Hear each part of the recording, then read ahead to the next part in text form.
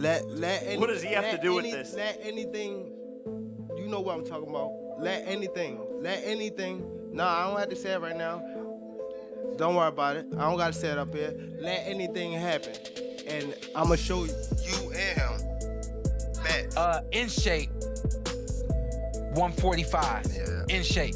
You know what I mean? So this is different from a Crawford coming up to 168, but we know his walk around weight is probably 170, 180. The fight that I couldn't believe, that was too insane and honestly just baffling to think would be a real fight in 2025, reminds you that combat sports are the craziest sports. Chaos erupted at the press conference for the GervontaDavis versus Jake Paul fight, turning a routine promotional event into a heated confrontation. Davis lost his cool when questioned about choosing Paul over higher-ranked opponents, while Jake fired back by bringing up personal controversies and mocking Davis's past. The exchange quickly escalated until moderators were forced to step in and restore order. And truly, when people run back this press conference, all the shit talk, all the fun, they're gonna be like, wow, this kid really is doing something monumental in the sport, and he's actually an insane boxer.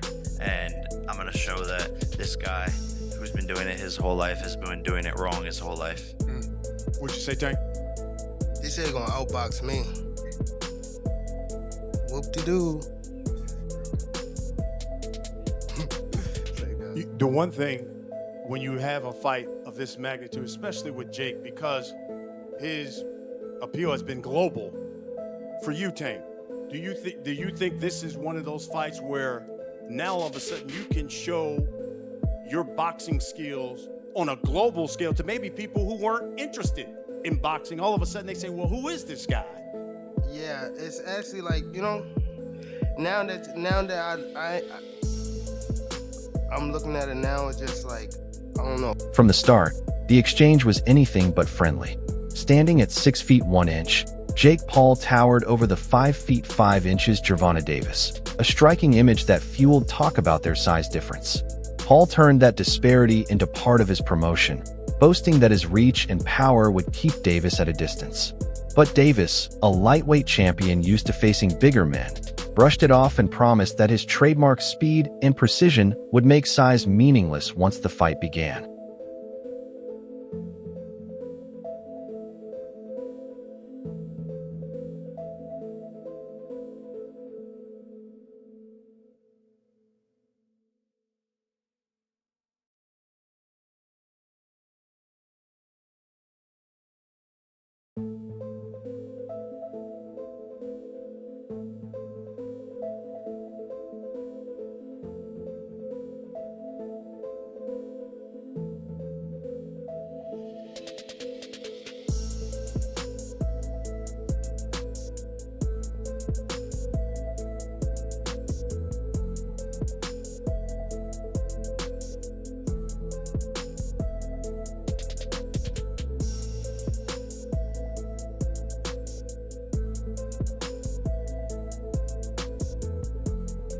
One of the biggest talking points has been the clear size difference between the two fighters.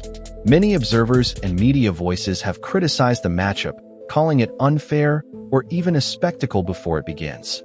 GervontaDavis, an undefeated and highly decorated lightweight champion, is stepping in against a social media star turned boxer who naturally fights at a much heavier weight.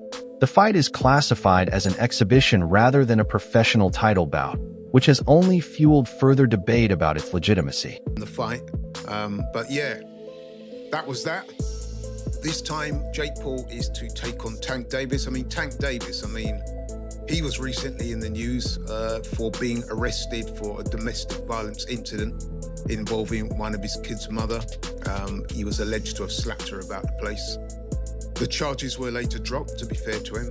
But yeah, that was when he was last in the news. What is interesting is just a couple of months ago, Tank Davis was saying openly that he'd lost his passion for boxing and that he wanted time away from the sport.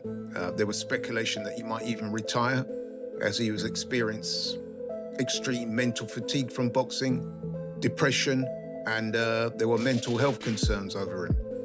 However, I guess the opportunity to earn a truck full of money fighting a completely worthless exhibition fight against Jake Paul was enough to make him change his mind about boxing. Funny that, isn't it? But you know what? I'm not even going to waste your time or mine critiquing this utter nonsense. Suffice to say that this so-called fight we're talking about is an exhibition, and it pits Jake Paul, who is a cruiserweight, by the way, weighs in excess of 200 pounds, and Tank Davis, who is, he was the WBA lightweight champion, who weighs in at about 135 pounds when he fights. So that's a disparity of some 65 pounds. In old money, that's about 4.5 stone. There's also a significant difference in height. Jake Paul is roughly, 6'1", 2". GervontaDavis is 5'5" at best. So, there's a height disparity there of some 8 inches. And once again, this is Jake Paul showing total disrespect to boxing, in my opinion. Once again, continued to pimp out the sport for his own financial ends. And worse still, the powers that be in boxing allowing him to get away with it and facilitating this utter bullshit.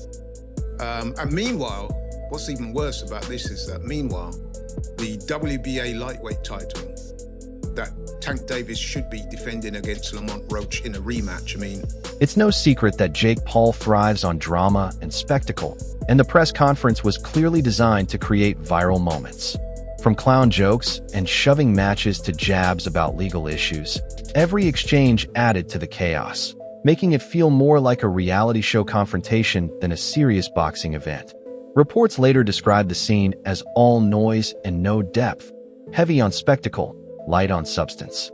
Fights, and then, trying to push toward his goal of ingraining himself in the sport of boxing, and kind of does both of them. So it's kind of a weird place to be, because he wants the respect of the boxing fans and the boxing hierarchy and hardcore boxing people, but at the same time, he'll gain some of that and then lose some of it. It's like a seesaw of his fights. Like one fight, like, okay, that's a real fight, or that's a real fighter. And he'll go and he'll win the fight. Julio Cesar Chavez, real fighter, maybe past his prime, whatever, but Jake goes and wins that fight pretty easily, and then gets a lot of respect, gets a lot of the boxing hardcore love. And you have these talks about him fighting Anthony Joshua, and that was going to get even more respect. More people were like, that's fucking crazy. What are you doing? Myself included. That seemed like a massive risk, but a lot of people were like, okay, fair play. Anthony Joshua, that's a real heavyweight. Jake wants to fight him. He's a psycho, but fair play. And then you announce this one, and it's like, well, that's the same thing people have been saying about Jake for years. So it's a weird spot to be in for him, for sure. But I talked about this not being the first choice, and I don't think it was, because Coppinger reports next that talks for Jake Paul to face Anthony Joshua collapsed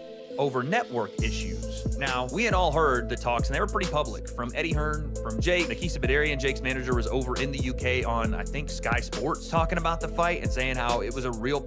Heath Thurman highlighted the irony in how Gervonta Davis's critics actually boost his success. He noted that the same people who constantly tear down Davis's performances are the ones who never miss his fights.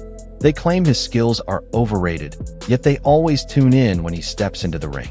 Thurman explained that even negative attention keeps Davis in the spotlight, increasing his visibility and influence. Their criticism, he said, only fuels his popularity, proving that the harder they try to bring him down, the more they end up building his name. With Tank, first off, don't watch Tank. Don't do it. You know what I'm saying? You support it, then what you doing? You can't not support and support at the same time, right? So if you're a boxing purist, then this fight with Roach is really more for you. It's going to be more up your alley, If you just like all entertainment, all fights, all hype, all everything, then you're going to want to tune in to the Tank and Paul show there, because that's all for entertainment. What is it? For entertainment purposes only, right? It's just say like somewhere in the small print of the promotion. For entertainment, don't do this at home, kids. Don't find Disclaimer. Yeah, disclaimer. For entertainment purposes only, So, it's money-making purposes. Stephen A. Smith didn't hold back his criticism of the growing trend of mismatched exhibition fights, including the rumored Jake Paul versus Mike Tyson bout. He said he was disappointed and even disgusted by the idea, calling it a blatant mismatch. Smith urged Paul to face real, active competition instead of retired athletes or faded stars. Still, he acknowledged Paul's promotional skill and the attention he brings to boxing, but stressed that true credibility only comes from fighting legitimate contenders. Smith also weighed in after the controversial majority draw between GervontaDavis and Lamont Roach in March, dismissing the backlash against Davis. He praised Tank's composure and professionalism, saying his readiness to agree to a rematch showed the mindset of a true champion, confident, accountable, and determined to prove his dominance again. Paul is a professional. At some point in time, I don't give a damn if it's a light heavyweight. Better be a Bivol, a super middleweight, Canelo, Mexican Monster, David Benavidez, somebody that actually has a reputation. The time has come for Jake Paul to step into the ring with a cat who actually boxes for a living and give us that fight. I appreciate the fact of him promoting. I appreciate him having the cachet as a former YouTuber turned boxer. I like Jake Paul. I respect Jake Paul. I'm just saying, because I like him and because I respect him, I want to see him in the ring. And I don't want to hear, I know his numbers are better, but then he gonna say, I don't need Canelo, Canelo needs me. Well, wait a minute.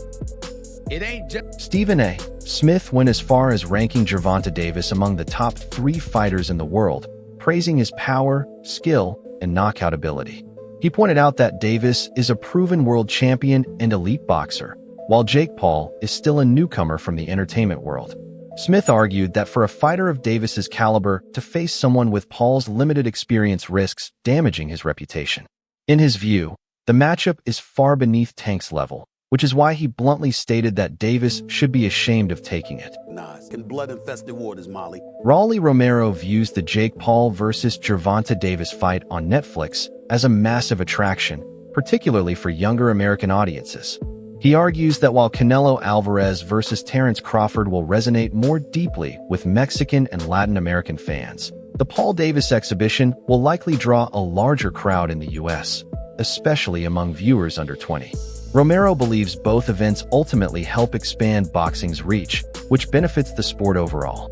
Though he acknowledges that Canelo versus Crawford is the superior matchup in terms of pure boxing quality, he sees Paul versus Davis as the bigger spectacle in terms of American viewership. Who will win this fight? Jake Paul or Tank Davis? It's a legit question. And I actually want to really hear your thoughts on who do you think is going to win. Because I know what Vegas is saying, but I want to know what you think. You got... Personally, I think Tank too little, bro.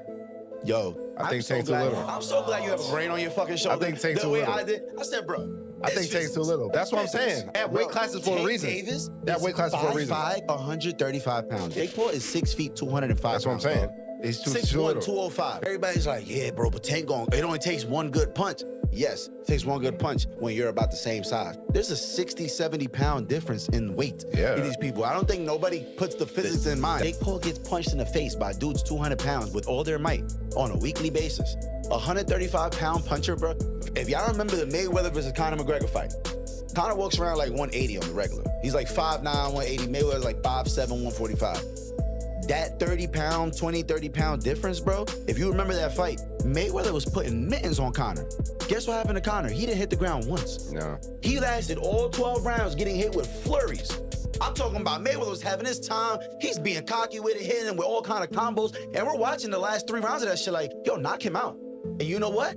He could not knock him out because Conor gets punched by people that are 170, 180 pounds on a regular. And just that 20, 30-pound difference, it was like... WBC lightweight champion Shakur Stevenson issued a pointed warning to Gervonta Tank Davis amid the growing buzz surrounding Davis's exhibition with Jake Paul. Stevenson criticized the matchup as disrespectful to the sport, arguing that if Davis truly sought to solidify his legacy, he should face real contenders, fighters like himself. Confident in his own standing as the top talent in the division, Stevenson openly challenged Davis to step up and prove who the true best lightweight in the world really is. What do you think about the rumors of Tank and Jake fight? Man, Tank disrespectful to the sport if he choose that over fighting with me. I'm the best fighter in the sport. I've been telling him that. He called cap on it. So if he won't call cap... Former heavyweight contender Eddie Chambers delivered a serious warning to Jake Paul ahead of his showdown with GervontaDavis, emphasizing that Paul's previous opponents haven't truly prepared him for the challenge ahead. Chambers highlighted that Davis possesses a rare mix of speed, explosive power, and high-level ring IQ, attributes Paul has yet to encounter in his boxing career. He noted that Paul's past wins mostly came against aging or inexperienced opponents, while Davis represents an entirely different caliber of fighter. According to Chambers, if Paul doesn't raise his game dramatically, he risks being exposed by Davis's elite skill, composure, and ability to thrive under pressure. This can happen, but this is social media. This is what is created. There's a lane that Jake Paul has created. Honestly, I'm not mad at him for it. It's gotten a lot of fighters and, actual fighters through some shine. It also has done for women's boxing a lot. So I'm not mad at him for what he's been in boxing and what he's created. This is a little crazy right here. This is a little crazy. And a lot of people will say, Tank is too small. Let me tell you something. Anybody that gets in the ring with Tank that is not a damn dinosaur is going to feel something from him. And it ain't going to be easy to hit it. Got boxing IQ. He may not sound like an intellectual guy when you hear him talk, but he knows the ring inside and out. So there's nothing that Jake Paul can do aside from make it extremely ugly by grabbing him and probably trying to throw him to the ground. I don't know what else, bite him. I don't know, but I mean, the skill level alone, now of course, there is a size difference, a height difference and all that, but he's just gonna struggle so much landing a shot. It's just gonna look bad. To me, this is the way I see it. It's gonna look bad. Tank is gonna be too fast. And the punch, I believe, I'm not saying it's gonna knock him out or. The clash between Jake Paul and GervontaDavis has sparked intense backlash from boxing purists, who argue that the event is driven more by spectacle than sport. Many critics claim the matchup is fueled by massive paydays and viral potential rather than genuine competition. They've labeled it a greedy, cartoonish sideshow, where traditional boxing values, skill, merit, and legacy are being traded for social media clicks and quick profits. To these observers, the fight represents a troubling shift away from the sport's proud heritage and the discipline that once defined the sweet science. I'm not a fan of this matchup at all.